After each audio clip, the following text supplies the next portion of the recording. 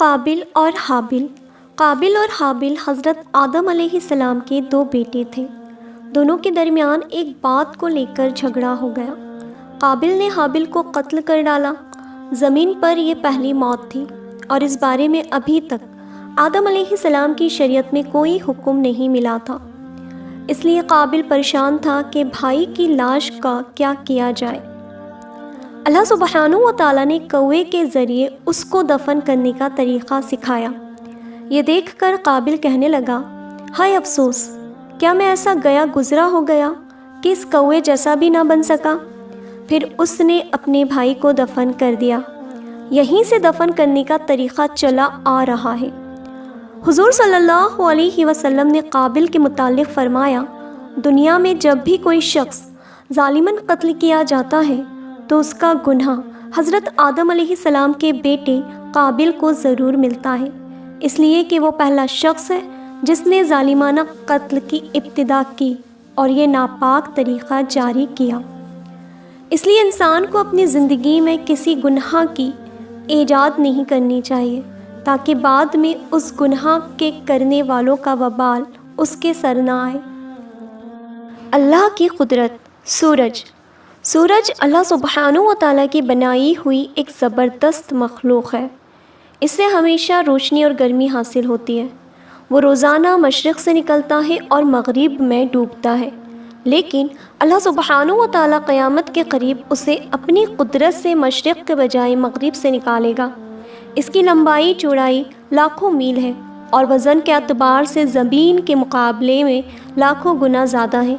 اتنے وزنی اور بڑے سورج کو اپنے نظام کے تحت چلانا اور کروڑوں میل کی دوری سے پوری دنیا کو روشنی اور گرمی عطا کرنا اللہ سبحانہ و تعالیٰ کی قدرت کی بڑی نشانی ہے۔ ایک فرض کے بارے میں، دین میں نماز کی اہمیت۔ ایک شخص نے رسول اللہ صلی اللہ علیہ وسلم سے عرض کیا، اے اللہ کے رسول، اسلام میں اللہ کے نزدیک سب سے زیادہ پسندیدہ عمل کیا ہے؟ آپ صلی اللہ علیہ وسلم نے فرمایا، نماز کو اس کے وقت پر ادا کرنا، اور جو شخص نماز کو جان بوجھ کر چھوڑے اس کا کوئی دین نہیں ہے، اور نماز دین کا ستون ہے۔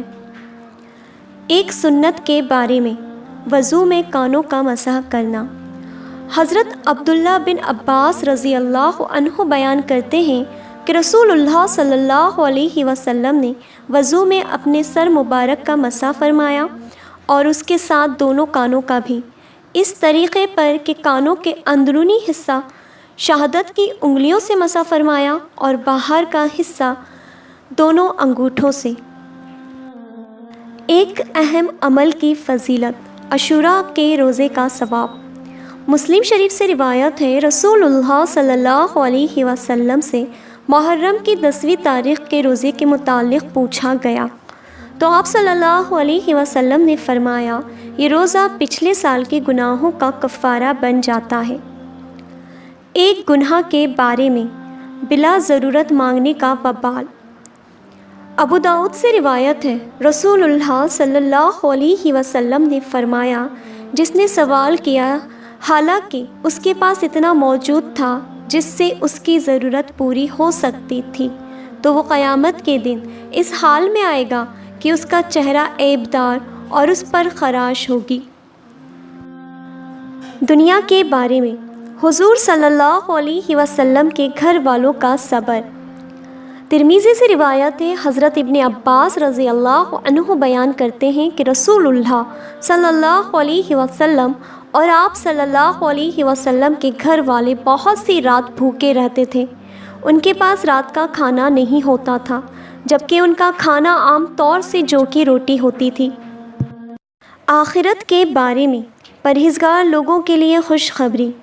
سورہ حجر آیت نمبر 45 سے 47 میں اللہ سبحانہ و تعالیٰ قرآن مجید میں فرماتا ہے، بے شک پرہیزگار لوگ جنت کے باغوں اور چشموں میں ہوں گے۔